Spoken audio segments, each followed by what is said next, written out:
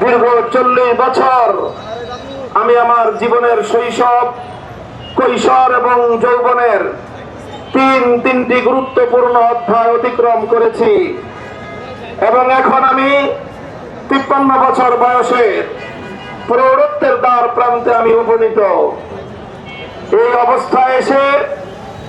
বাংলাদেশের সার্বিক অবস্থা বিবেচনায় বাংলাদেশের মানুষের দীর্ঘ সংগ্রাম,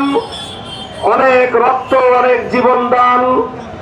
অনেক মায়ের কান্না, অনেক বাবার অশ্রু, দেশবাসীর অনেক ত্যাগ তিতিক্ষার মাধ্যমে যেই স্বপ্ন নির্মিত হয়েছে,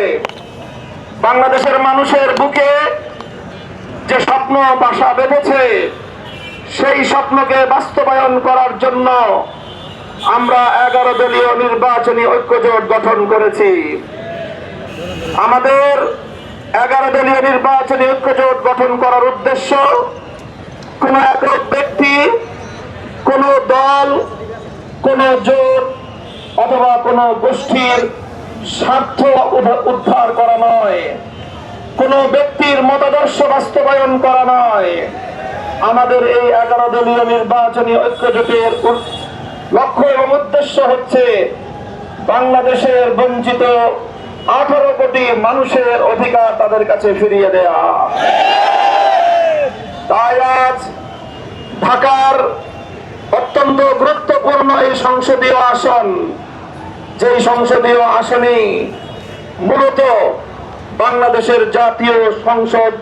ভবন অবস্থিত, এই মোহাম্মদপুর, যেটি একদিকে বাংলাদেশের একটি ঐতিহ্যবাহী জনবসতি, যেখানে ঐতিহ্যবাহী, শিক্ষিত, মার্জিত, ভদ্র এবং রুচিশীল মানুষদের বসবাস, সেই মোহাম্মদপুরে আবার নতুন মোহাম্মদপুর আদাবর বিশাল অঞ্চলে নতুন এলাকা গড়ে উঠেছে, যেখানে নতুন অনেক মানুষ মোহাম্মদপুর আদাবরে এসে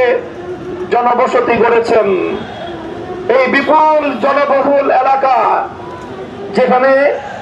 4,08,000 ভোটার যারা তাদের ভোটাধিকার প্রয়োগ করবেন, এমন একটি গুরুত্বপূর্ণ এলাকায় 11 দলীয় নির্বাচনী ঐক্যজোটের পক্ষে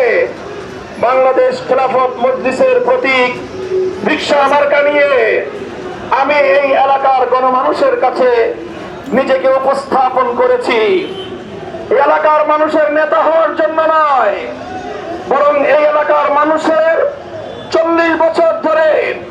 তাদের আমার উপর যেই অবদান, আমার উপর তাদের যেই উপকার রয়েছে, তাদের সেই অবদান, তাদের সেই ইহসান এবং তাদের সেই উপকারের কিঞ্চিত পরিমাণ যদি কোনো আমি